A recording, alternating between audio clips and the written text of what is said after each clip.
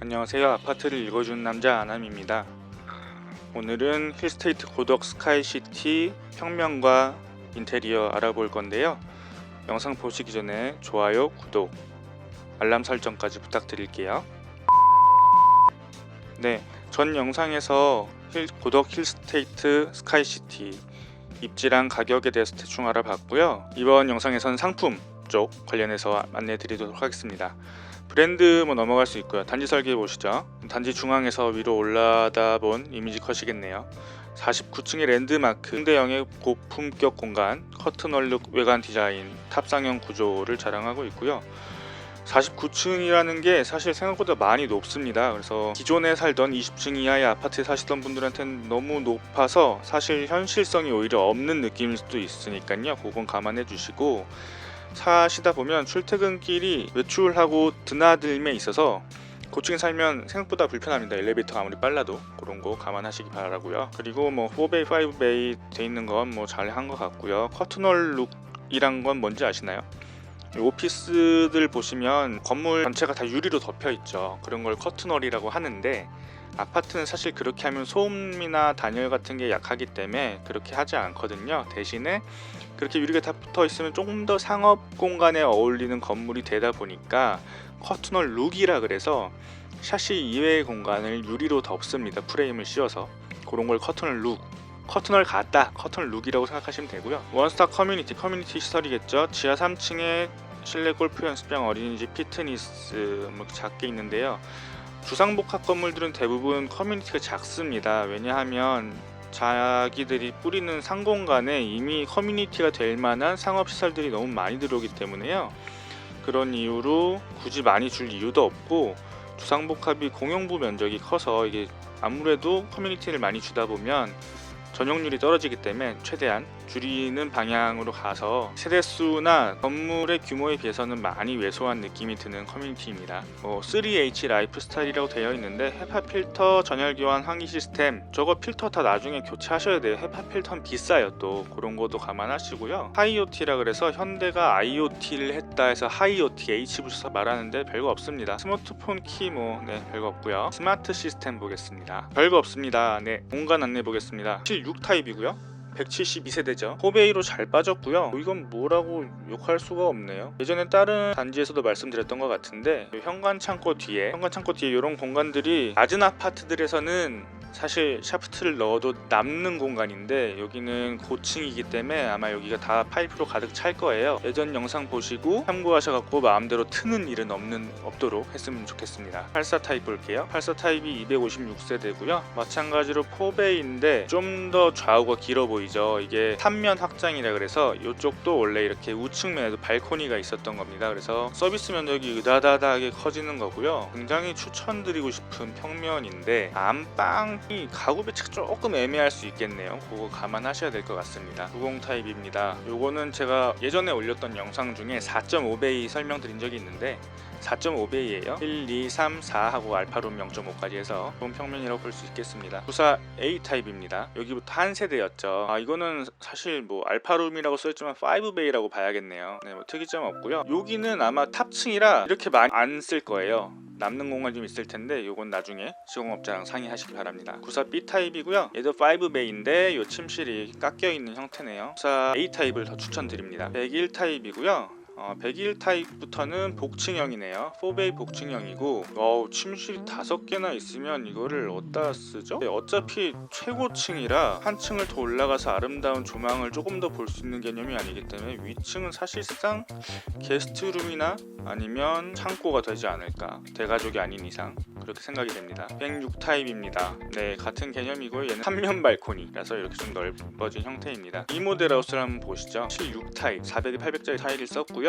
천정가구 2400이네요. 보통 2300을 많이 쓰니까 2400이면 괜찮은 것 같고요. 창문은 고층 아파트임을 감안해서 난간대가 없는, 이렇게 바퀴에 온전히 투시가 되는 창을 사용하였습니다. 바닥 같은 경우는 온돌마루인 것 같고요. 뭐가 선택형이 엄청 많네요. 요거는 선택형 한번 참고하셔서 보시는 게 좋을 것 같고요. 주방 가겠습니다. 엔지니어드 스톤도 아마도 옵션이고요. 원래는 MMA 일반 구조 대리석으로 진행이 되고요. 늘상 말씀드리지만 엔지니어드 스톤 옵션은 꼭 하시라는 거 제가 꼭 추천드리고 싶습니다. 보시면 평면 선택도 있네요. 아일랜드가 있을 수 있고 없을 수 있고요. 기본형은 아일랜드가 없네요. 아일랜드 돈 주고 사야 되는 거예요. 근데 이것저것 보실 게 많을 것 같습니다. 생각보다 잘 판단하셔야 될 것 같고, 요런 액세서리 좋네요. 냄비 뚜껑 덮을 수 있는 거. 여기 전부 다 옵션이고요. 힐스테이트도 롯데처럼 옵션을 제공하는 것 같아요. 방 하부장의 높이, 네, 냉장고장 옵션이 나가는 것 같고, 손잡이를 너무 촌스러운 걸 써주셨네요. 이 디테일이 굉장히 아쉽습니다. 이 담당자 누군지 잡아야 돼요. 침실 1번입니다. 흔히들 안방이라고 하시죠. 안방 보면 인면 분할창이 시원하게 뚫려 있고요. 안방 붙박이장이 유상 옵션입니다. 유상 옵션이 두 타입이 있는 거고요. 파우더가 있고, 드레스룸이 네, 큽니다. 역시 퍼베이스럽네요. 이 정도면 웬만한 붙박이장 16장 뭐 이렇게 보시면 될 것 같아요. 안방 욕실 보시면 흔한 조합인데, 샤워 부스에 있는 샤워기가 일반형 샤워기라는 건 조금 아쉽네요. 욕실 1번은 욕실 1, 2가 전부 샤워 부스예요. 욕조가 없네요. 76 타입인데 특이합니다. 요거 옵션입니다. 무상 옵션이네요. 원래는 욕조가 기본으로 들어가는데 샤워 부스로도 바꿀 수 있다. 요게 사실 호불호가 많이 갈리거든요. 욕조랑 샤워 부스가. 이거 대단한 선택입니다, 여러분. 요거는 힐스테이트 인정해줘야 돼요. 이게 공사가 보통 일이 아닌데 이거를 옵션으로 줬다는 건 정말 큰 결단을 내린 걸 테니까요. 나중에 선택하시게 되면 꼭 박수를 같이 쳐주셨으면 좋겠습니다. 침실 2번 뭐 뻔할 텐데, 얘네도 대림처럼 창을 많이 줄였네요. 기둥이 있어요. 이 방 여기 기둥이 있기 때문에 방문 놓고 가구를 놓을 자리가 너무 작아져서 붙박이장이 굉장히 작아졌습니다. 요거는 감안하셔야 될 것 같고요. 침실 3번 같은 경우도 붙박이장이 있는데 붙박이장이 두 군데 다 들어갈 리가 없을 텐데요. 이거 나중에 한번 확인해 보시죠. 84 타입 보겠습니다. 현관부터 볼게요. 네, 뭐 다 페트로 해서 적용을 했고요. 친환경 자재니까 뭐 딱히 태클 걸 건 없고, 바닥은 600각자의 타일이고요. 마루굽틀은 엔지니어드 스톤 현관 디딤판입니다. 현관 중문은 제공을 하는 건지 옵션인지를 잘 모르겠습니다. 뭐가 옵션이 엄청 많은 곳입니다, 여러분. 모델하우스를 가보실 권장 드리겠습니다. 거실 한번 볼까요? 아까 76이랑 다르게 대형 타일이 들어갔어요. 이거 1200에 1200각 될 것 같은데요. 천장고는 76이랑 같이 2400이고요. 타일 크네요. 역시나 인면 분할창이 들어갔고, 주방 보시면 여기는 하부가 우드 간지가 들어갔는데 사진이 그런 건지 색이 좀 많이 붉어요. 튄다는 느낌이 들고요. 바닥재는 아까 76과 비슷한 스캠입니다. 여긴 색깔 배치 좀 아쉽네요. 손잡이는 진짜 문제가 있어요. 이거 누가 있나요? 이게 오케이 하면 안 돼. 손잡이 이런 거 달면 안 되죠, 요즘 세상에. 내 창이 작아서 상부 수납장은 늘었으나 환기에는 약할 것이다 는 거 모두 알고 계실 테니까 참고하시고요. 안방 가보시죠. 안방 보시면 인면 분할창 여전히 똑같이 시원하게 뚫려 있고, 드레스룸이 슬라이딩 도어가 유리인데 요거는 아마도 옵션일 것 같으니 좀 이따 한번 확인해 보시고, 욕실 2를 보시면 얘도 역시나 샤워부스 일반형으로 되어 있고, 욕실부터 다시 볼까요?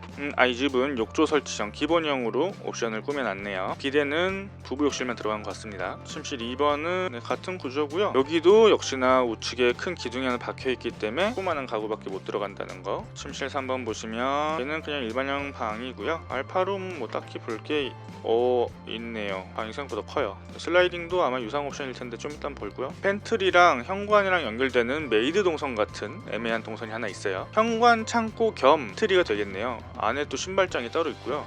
가구값 많이 들었겠어요. 드레스룸입니다.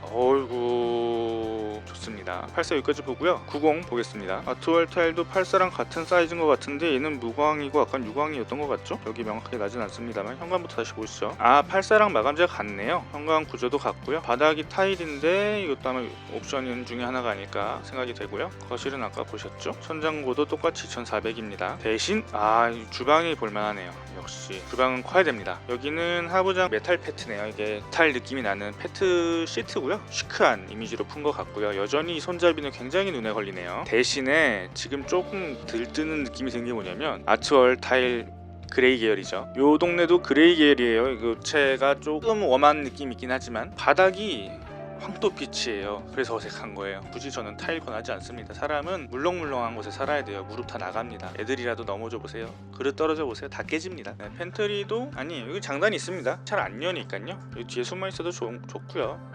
많이 쓰시는 분은 좀 귀찮긴 하겠네요. 욕실 1번 보시면 공용 욕실이죠. 똑같습니다. 욕실 2도 보시면 똑같고요. 네, 인테리어는 이 정도 보면 될 것 같습니다. 입주자 모집공 아까 한번 다 가보시죠. 평면 옵션이 평면 옵션이 엄청 많네요. 이건 다 못 읽어드릴 것 같습니다. 그냥 가격만 쭉 보고 전반적으로 느낌 알려드리겠습니다. 네, 이 평면 선택형 평면 옵션에 있는 것들은 제가 생각하는 것보다 가격이 한 120%씩 다 비쌉니다. 그렇게 생각하시면 될 것 같고요. 하고 싶은 건 그래도 하세요. 5년 보유하셔야 돼요. 지금 정부라면 몇 년을 더 살라 그럴지 모르겠습니다. 마감 옵션 타일은 하지 마시고요. 브러쉬 마루는 하실만 할 것 같습니다. 보이스홈 필요 없습니다. 지문인식 도어락 하고 싶으면 하십시오. H벨 하고 싶으면 하십시오. 무상 옵션은 원하시는 거 선택하시면 돼요. 이게 공용 욕실에 욕조를 넣을 거냐 샤워부스를 넣을 거냐, 주방 하부장 높이를 86으로 할 거냐 90으로 할 거냐, 요거는 4cm밖에 차이 안 나는데 사람 키에 따라서 허리가 엄청 아파요. 그러니까 그 모델하우스 꼭 가서 어떤 높이가 본인한테 맞는지, 주로 주방 생활을 하시는 분한테 어떤 게 맞는지 꼭 확인해 보시고 선택해 주시면 좋겠습니다. 화장대는 화장을 길게 하신다,